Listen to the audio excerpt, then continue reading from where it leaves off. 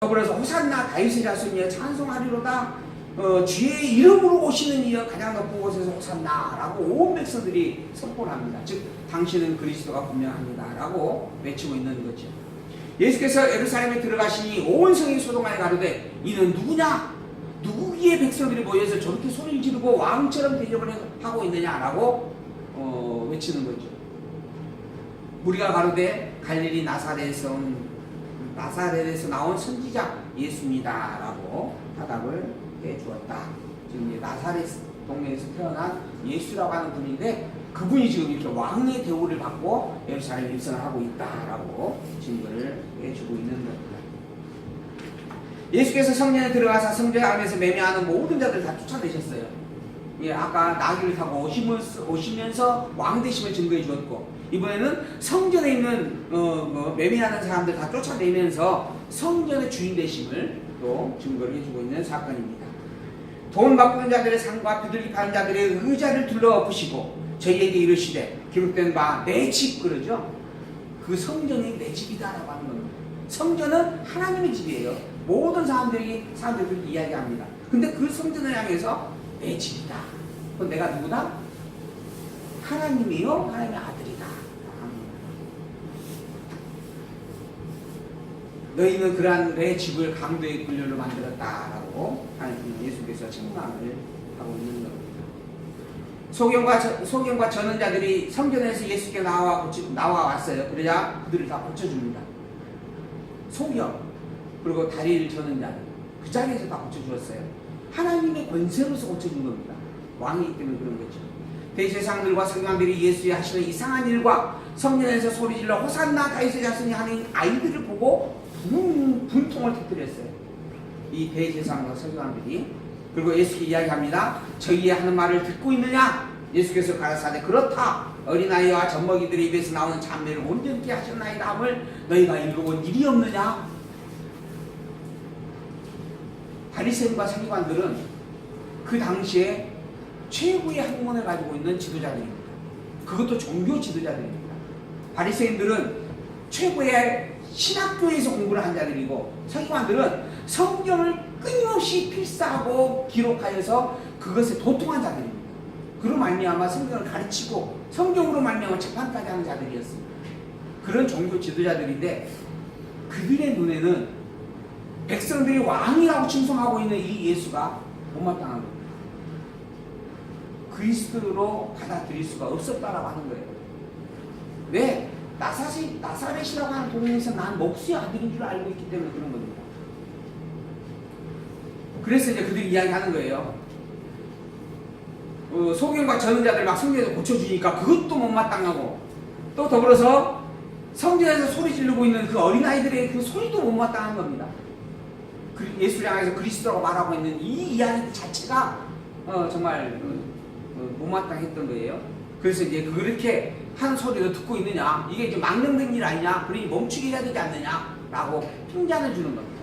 그러자 예수님께서 하신 이야기가 너희들 어린아이와 젖먹이들의 입에서 나오는 찬미를 온전케 하셨다라고 하는 성경 말씀을 알지 못하느냐, 읽어본 적이 없느냐, 너희들 그렇게 성경을 잘 알고 있는데 그러한 말씀이 있는 거 너희들이 기억하지 않느냐라고 묻는 겁니다. 지금 그 말씀이 이루어지고 있는 일이다. 고로 내가 그리스도가 틀림없다. 이 말씀을 또 해주고 있는 겁니다. 그러나 바리새인과 서기관들은 예수님이 그리스도라고 하는 것을 확증하고 싶은 생각 자체가 없었습니다. 그렇게 믿고 싶지도 않았어요. 그래서 성경을 아는 것과 성경대로 믿는 것은 전혀 다른 겁니다. 그래서 결국 그들을 떠나서 성 밖으로 나가서 베다니에 가서 거기서 유하셨다라고 기록이 되어 있죠. 어쨌든 다시 한번 성전을 청소하고 그곳에서 병자를 고쳐주면서 하나님의 아들의 권세를 가진 하나님이다라고 하는 것을, 왕이다라고 하는 것을 다시 한번 확인을 해 주었어요. 그러나 들을 자는 듣고 믿을 자는 믿는 겁니다. 또한 듣지 못하고 믿지 못할 자들은 백날 봐도 듣지 못하고 믿지 못한다라고 하는 것이죠. 예수님께서 또 왕의 권세를 하나 더 보여줍니다. 이른 아침에 성으로 다시 들어갈 때 배가 좀 고프셨나 봐요. 그래서 길가에서 한 무화과 나무를 보시고 그리로 가사 잎사귀밖에 아무것도 얻지 못하시고 나무에게 이르시되 이제부터 영원토록 내가 내게 열매가 맺히지 못하리라 하시니 무화과가 말라 죽어버립니다. 저주를 한 거죠. 무화과를 향해서. 제자들이 보고 이상히 여겨 가라되 무화과가 어찌하여 말랐나이까. 예수께서 대답하여 가라사대 내가 진실로 너희에게 이르노니 만일 너희가 믿음이 있고 의심치 아니하면 이 무화과에게 된 이런 일뿐만 아니라 이 산더러 들려 바다에 던지우라 하여도 될 것이요 너희가 기도할 때에 무엇이든지 믿고 구하는 것은 다 받으리라 라고 가르쳐 주었어요. 자, 근데 여기에 이 내용이 참 많은 오해를 낳습니다. 일단 우리가 좀 구체적으로 확인을 해야 되는데 예수님께서 이른 아침에 지금 성으로 지금 들어가다가 배가 고팠다라고 하는 것이 일단 눈에 띕니다. 왜 배가 고팠다라고 하는 말씀을 꼭 썼는지는 모르겠어요. 근데 어쨌든 배가 고팠다라고 써 있어요. 마태복음에. 그러고 난 다음에 그래서 이제 먹을 것을 찾아서 무화과 앞에 갔어요. 근데 무화과 나무에 먹을 것이 없었어요. 그래서 저주를 해버렸어요. 먹고 싶으면 먹을 걸 찾았는데 없으니까 저주를 한 거예요. 그래서 그 권세 자체가 하나님의 권세임이 분명히 드러나졌죠. 근데 마가복음을 보게 되어지면요, 이 무화과 나무가 아직 열매를 맺을 때가 아니었대요. 그게 그 한마디가 더 추가가 돼요. 마가복음, 누가복음에 가게 되어지면 열매를 맺을 때가 아직 아니었어. 그래서 이파리만 후상하고 그리고 이파리가 이제 활성화가 되어져야 열매가 이제 조용하게 이제 맺혀 가는 거예요. 근데 아직 그때가 아니었기 때문에 이파리만 있었다라고 하는 거예요. 그럼 열매를 구하는 것 자체가 잘못된 일이에요. 그 내용까지 추가가 됩니다. 그 본문을 보게 되어지면. 그리고 근데 거기다 저주를 했어요. 그 나무가 말라 죽어버린 겁니다. 그러고 난 다음에 이제 어떻게 왜 이런 일이 생겼을까요? 하고 물었어요. 무엇 때문에 생겼어요? 예수님이 하나님의 권세를 가진 하나님의 아들이기 때문에 생긴 일이에요, 이게. 이게 이제 시장했다라고 하는 것 때문에 우리가 시장했는데 먹을 것이 없었기 때문에 저주받았다. 그러니까는 미리 모든 걸 다 먹을 걸 준비하고 예수님께서 원할 때 교회에 이렇게 필요로 할 때 준비해놨다가 열심히 연보하고 헌금도 하고 해야 된다. 이런 식으로 이야기가 되거든요. 이게 마태가 그것 때문에 쓴 것 같아요. 시장하다라고 하는 의미. 근데 다른 본문에 보게 되어지면 아까 말씀드린 것처럼 아예 때가 안 맞았어요. 오히려 예수님 당신이 이상한 거예요 지금. 근데 그러한 일을 행하셨어. 왜? 당신이 하나님의 권세를 가진 왕이다라는 것을 보여주기 위해서 그런 거예요. 그리고 난 다음에 이제 제자들이 이야기하는 겁니다. 왜 이런 일이 있습니까? 라고 물으니까 하나님의 권세를 가지고 있는 나기 때문에 가능한 일이다. 만일 너희가 내가 정말 하나님의 아들인 그리스도라고 하는 것을 믿는 믿음이 있었다라고 한다면 이 일에 놀랄 이유가 아무것도 없다. 이렇게 설명을 해주는 겁니다. 만일 너희가 믿음이 있고 의심치 아니하면 이 무화과 나무에게 된 일뿐만 아니라 이 산을 명하여서 바다에 던지는 일도 일어날 수 있는 일이다. 그러한 일이 있어도 너희들이 놀라지 않았을 것이다. 사실 이 겨자씨만한 믿음만 있으면 산으로 움직여 바다에 옮길 수도 있다라고 하는 이것 때문에 또 더불어서 우리에게 그런 믿음이 있느냐 없느냐, 우리 열심히 기도해서 그런 믿음을 좀 갖자. 근데 한국교회가 지금 100여 년의 역사를 가지고 있는 과정에서 그만한 믿음이 있는 자가 아무도 없었을까요? 그래서 지금까지 산이 한번 무너진 적이 없었고 바다에 풍랑이 잠잠해진 일이 없었을까요? 그러면 바꿔 말하면 한국교회는 지금까지 그만한 믿음을 가진 자가 아무도 없었다는 증거가 되어줄 수밖에 없는 내용이에요. 이 겨자씨만한 믿음만 있었다 해도 이런 일이 있다 그랬는데 결국 이러한 믿음조차 한국교회는 없었다라고 하는 말이 되는 거잖아요. 그러면 이러한 믿음이 없는데 구원을 받은 자도 있을까요? 한국교회에서?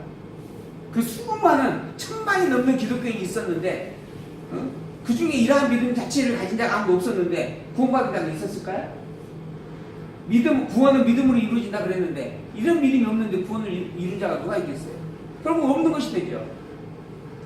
그런데도 불구하고 그러한 믿음을 갖기 위해서 열심히 내자. 그거 믿고 구하고 난 다음에 의심치 않으면 모든 걸 다 얻을 수 있다. 병고침도 나갔다고 믿으면 된다. 그러다가 요즘 나와지는 이야기가 가불 11조예요. 가불 11조. 가불 11조. 뭔지 알죠? 가불 11조. 당신 1000만 원 벌고 싶으냐? 그러면 가불 11조 100만 원을 먼저 내라. 그럼 하나님께서 믿고 평강을 주실 것이다. 그런 말로 지금 이 말이 지금 이게 변질이 되어져 버렸어요. 이거는 너 정말 내가 하나님의 아들 그리스도라고 하는 것을 믿느냐 이 말씀을 하고 있는 거예요. 내가 정말 하나님의 아들의 권세를 가진 하나님이라고 하는 것을 믿고 있느냐? 그것을 안다면, 그것을 믿는다면 너희 눈에 이것은 신기한 일이 아니다. 당연한 일이다. 내가 왕이다 라고 하는 것을 보여주시는 말씀이다 하는 겁니다. 그래서 너희가 기도할 때 무엇이니 믿고 구하는 것은 다 받으리라. 내가 그리스도라고 하는 것을 너희들이 분명히 신하고 인정하는 신앙을 가졌다라고 한다면 너희들은 천국 백성이 틀림없다 하는 이야기입니다. 우리가 아는 내용과 참 많이 다르게 보는, 다르게 해석된 일들이 참 많이 있습니다. 예수께서 성경, 이 내용은 마태복음, 마가복음, 누가복음, 요한복음에서 계속 반복이 되죠. 왜 반복을 하고 있는가? 마태복음만 가지고는 아까처럼 배고픈데 먹을 것이 없어서 화를 냈다 라고 하는 것으로 오해할 수가 있어요. 그러나 마가복음과 누가복음에 가보면 그런 내용이 아니었구나라고 하는 얘기입니다. 그래서 반복을 해주는 거예요. 그러니까 지금 마태복음에서만 이 일을 끝낼 게 아니고 지금 현재 이 본문은 아직 이런 의미로 우리가 보여지는데 조금 더 구체적으로 확인이 될 것이다라고 이렇게 또 염두에 두고 보아도 되어질 겁니다. 그 다음에 예수께서 성전에 들어가서 가르치실 때 대제사장들과 장로들이 나와서 가로되 내가 무슨 원수로 이런 일을 하느냐 하고 묻습니다. 지금 이게 하나님의 아들의 원수로 사고 있는데 다시 이제 대제사장들이 묻는 거예요. 너 대체 무슨 원수로 이런 능력을, 이런 일을 좀 해가고 있느냐? 누가 이 권세를 너한테 줬느냐? 누가 줬어요? 하나님이 준 거죠. 하나님의 아들로서의 권세를 좀 가지고 해가고 있는 겁니다. 그걸 가지고 제자들한테 이야기를 가르쳐 준 거예요. 내가 하나님의 아들이라고 해서 너희 믿는다면 놀랄만한 일이 아니다 이거는 하고. 근데 지금 대제사장과 서기관들이, 백성의 장로들이 또 묻는 겁니다. 너 대체 이게 누구 권세냐? 누가 너에게 이런 능력을 줬느냐? 예수님께서 대답하시되 나도 한 말을 너희에게 묻겠다. 너희가 대답하면 나도 이 권세가 어디서 왔는지 알려주겠다. 그러면서 요한의 세례가 어디로서 왔는 줄 아느냐? 너희들은 어떻게 생각하느냐? 요한의 세례가 하늘로서냐 사람에게서 난 것이냐? 라고 물었습니다. 요한의 권세는 하늘로서 났을까요? 사람에게서 났을까요? 하나님으로서 자신있게 이야기하셔야 됩니다. 하나님에게서 났죠. 그래서 요한이 태어날 때 또 누가복음을 보게 되면 누가복음에 아주 자세히 나옵니다.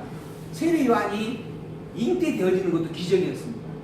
사가랴라고 하는 제사장이 있었어요. 사가랴. 이 사가랴와 엘리사벳이에요. 엘리사벳. 이게 지금 세례 요한의 아버지와 어머니입니다. 이 사가랴가 이 두 사람이 나이가 많이 늙었고 애가 없었어요. 애를 낳지 못하는 이게 뭐죠? 불임 환자였어요. 그래서 애를 못 낳아요. 그런 상황에서 나이가 늙었어요. 그냥 애도 없이. 근데 제사장으로서의 그 번을 쓰기 위해서 일주일간 제사를 드리고 있는데, 성전에 제사를 드리고 있는데 천사 가브리엘이 나타났어요. 그래서 그 천사 가브리엘이 너 애를 낳을 것이다 라고, 아들을 낳을 것이고 이름을 요한이라 하더라 하고 말합니다. 그러니까는 사가랴가 내가 그걸 어떻게 믿습니까? 나 이미 늙어갖고 능력이 없는데. 그러니까는 그 증거의 하나로 너 벙어리가 되게 해주겠다. 그래갖고 벙어리가 됩니다. 그리고 난 다음에 저녁 때가 되어졌을 때 나와야 되는데 안 나와요. 한참을 기다렸더니 나왔는데 말을 못해. 그래서 야, 이 속에서 무슨 일이 있었구나. 그러고 나서 며칠 남은 번을 다 쏘고 집으로 돌아갔는데 아니야 다를까? 아내가 엘리사벳이 잉태가 되어진 거예요. 그래서 엘리사벳이 이게 부끄러워서 6개월간 숨어 살아요. 너무 늙었는데 애가 생겨나요. 근데 나중에 이 엘리사벳이 애기를 이제 이렇게 출산을 해요. 그러고 난 다음에 친척들이 다 왔어요. 와가지고 이 애 이름을, 이 아버지 이름을 따서 사가라고 짓자라고 이야기를 합니다. 그러자 이 엘리사벳이 아니요, 이 애 이름은 요한이라고 지어야 됩니다 라고 이야기해요. 그게 지금 가브리엘 천사를 통해서 들은 이야기니까. 그러자 너 뭔 소리냐? 너희 여지껏 그 위에 선조들 중에 요한이라고 하는 이름을 가진 자가 아무도 없었고 생소한 이름이다. 이거 정말 그래도 되느냐 안 돼? 너희 남편한테 한번 물어보자. 남편은 그때까지 벙어리였어요. 이게 1년 동안 벙어리였던 거예요. 10개월 동안. 근데 남편한테 딱 가가지고 어떻게 지을까요? 라고 묻는데 남편이 대뜸 판자 하나 가져오게 하더니 판자에다가 글을 씁니다. 뭐라고 썼어요? 요한이라 합시다 하고 쓴 겁니다. 그러니까 주변 사람들이 대체 이게 뭐 어떻게 된 일이야 하고 놀랬어요. 그때 그 입이 열리고 말을 하는 거예요. 이것도 표적이죠. 이런 표적을 가지고 요한이 태어난 겁니다. 이런 내용들이 이제 추가적으로 더 자세하게 누가복음에 기록이 돼요. 어디까지 왔어요? 그런 요한에 대해서 이제 요한의 세례가 어디로서 왔느냐, 하늘로서냐, 사람에게서 오냐라고 물었어요. 당연히 이거 하늘로서 온 걸 모두가 다 알고 있고, 또한 대제사장들도 그걸 알고 있어요. 그런데 이제 고민을 합니다. 저희들끼리 의논을 해요. 하늘로서라고 하면 어찌하여 저를 믿지 아니하였느냐라고 할 것이고, 사람에게서라고 한다면 모든 사람이 다 요한을 선지자라고 여기고 있는데, 이거는 그러면은 백성들이 밀란을 일으킬 것이다 라고 이야기를 한 겁니다. 그래서 자기들끼리 협의하여 내린 답이 하나 있어요. 그 답이 뭐예요? 우리가 어디서 왔는지 모르겠어 하는 겁니다. 이미 다 알고 있으면서 정치적인 생각을 가지고 답을 찾아낸 거예요. 신앙으로서의 고백이 아니고 정치적인 답을 찾은 겁니다. 야, 모르겠어. 그래서 예수님께서 뭐라 그래요? 나도 무슨 권세로 이런 일을 행하고 있는지 너희에게 이르지 아니하겠다. 말할 필요가 없다는 거죠. 하나님의 권세라고 말을 해줘도 너희들이 받아들이지 않을 것이다 하는 겁니다. 그러나 너희 생각에는 어떠하냐? 한 사람이 두 아들이 있는데 맏아들이 가서 오늘 포도원 가서 일해라 대답을 합니다. 네 그러겠습니다. 근데 안 가요. 둘째 아들이 가서 너도 이렇게 해라 했더니 둘째 아들은 나 안 갈랍니다. 그랬는데 둘째 아들이 나중에 가요. 과연 그 둘 중에 누가 아버지의 뜻을 따라 행한 자가 되겠느냐 라고 묻습니다. 누구겠어요? 대답만 예 그렇습니다 라고 하고 안 간 첫째가 아니라 대답은 비록 아니다라고 했을지라도 그 포도밭에 가서 일한 둘째가 아버지의 뜻대로 행한 자다라고 말하는 거예요. 그러니까 말로만 내가 주여 하나님을 믿습니다. 하나님을 나의 주라고 고백합니다. 그리고 기도할 때 주여 해놓고 열심히 기도를 하는데 거기에다가 내가 이번에 대학 가야 되는데 100점 맞게 해주세요. 내가 어디 사업하는데 사업 잘 되게 해주세요. 이거 다 쓰잘데기 없는 일이라는 거예요. 이거 잘못된 일이라고 하는 겁니다. 입으로는 주여 해놓고 내용은 자기가 주인이 돼서 행하는 일들이다라고 하는 거죠. 이게 잘못됐다라고 하는 거예요. 누가 하나님 뜻에 합당하냐? 내가 하나님을 주라고 고백을 처음에 외치지 못했을지라도 나중에 정말 말씀을 듣고 순종함으로 하나님을 따라가는 자가 오히려 하나님 뜻에 합당한 자다 하는 거예요. 그래서 먼저 된 자가 나중 되고 나중 된 자가 또한 먼저 된다라고 이야기를 하는 부분들이죠. 그래서 이야기하는 거예요. 저희에게 이르시되 내가 진실로 너희에게 이르노니 세리들과 창기들이 너희보다 먼저 하나님의 나라에 들어갈 것이다. 요한의 의의 도로 너희에게 왔거늘 너희는 저를 믿지 아니하였을 때 세리와 창기는 믿었으며 너희는 이것을 보고도 종시 뉘우쳐 믿지 아니하고 있다 하는 겁니다. 너희들보다 세리와 창기들이 먼저 하나님 나라를 도달하게 된다라고 하는 거죠. 다시 한 비유를 듭니다. 포도원 비유예요. 포도원 집주인이 포도를 만들었습니다. 그리고 그것을 이제 농부들에게 맡겨놓고 외국으로 갔어요. 때가 되어짐으로 말미암아 세를 받기 위해서 종을 하나 보냈습니다. 그런데 농부들이 종을 잡아 죽였어요. 또 보냈더니 돌로 쳤습니다. 다른 종을 보냈더니 처음보다 많이 보냈는데 저희에게도 그렇게 했어요. 그래서 후에 자기 아들을 보냈는데 야, 이 아들은 상속자니까 죽여버리자. 아예 농부가 그렇게 생각을 하고 그 아이를 죽여버립니다. 그랬다라고 한다면 과연 이 주인은 이 농부를 어떻게 하겠느냐? 어떻게 할까요? 어떻게 할까요? 이 주인 입장에서 내 아들을 주겠다라고 하는 것에 그들을 다 쫓아내고 죽일 수밖에 없지 않겠습니까? 그래서 이 40절 농부의 포도주 주인이 올 때 이 농부들을 어떻게 하겠느냐? 저희가 말하되 이 악한 자들을 진멸하고 포도는 제때에 필과를 받지만 다른 농부에게 새로 줄 것입니다. 너무나 상식적인 이야기라는 겁니다. 그런데 하나님의 아들을 보냈습니다. 모두가 다 하나님의 아들로 받아들여도 마땅한 일인데, 그런데 그 하나님의 아들을 오히려 상속자라고 알면서 돌로 쳐 죽여버립니다.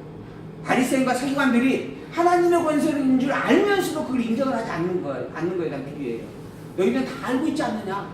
그러나 오히려 너희들은 그를 죽인다라고 하는 거지. 그러므로 내가 너희에게 이르노니 하나님의 나라를 너희는 빼앗기고 그 나라의 열매 맺는 백성이 받을 것이다. 너희들은 천국 백성이 아니다.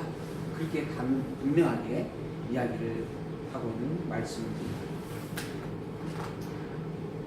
이러한 많은 말씀들을 우리가 바라보면서 정말 예수님이 하나님께서 이 땅에 보낸 그리스도가 분명하다라고 하는 것을 다시 한번 새겨봅니다. 예수님은 정말 참 그리스도가 틀림없습니다.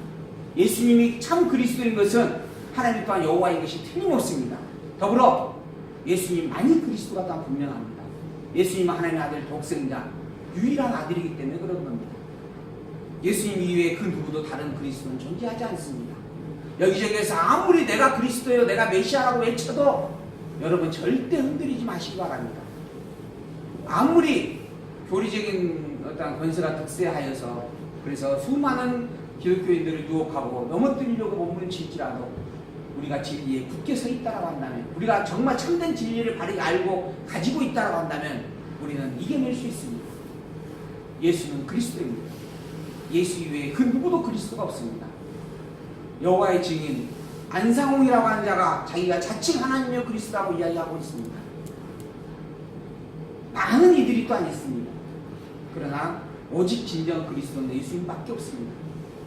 성경은 그렇게 이야기하고 있습니다. 우리는 이 성경의 고백대로 믿습니다. 오직 예수님이 그리스도이고 예수님만이 그리스도이고, 그래서 우리는 오직 예수 그리스도의 이름으로 우리 하나님 여호와를 향하여 기도하고 찬양하고 고백합니다. 이 신앙의 고백을 붙잡고 흔들림 없이 하나님을 만나는 그 순간까지 굳게 지켜내는 우리가 되기를 다시 한번 간절히 소망해 보면서 오늘 말씀 마치도록 합니다.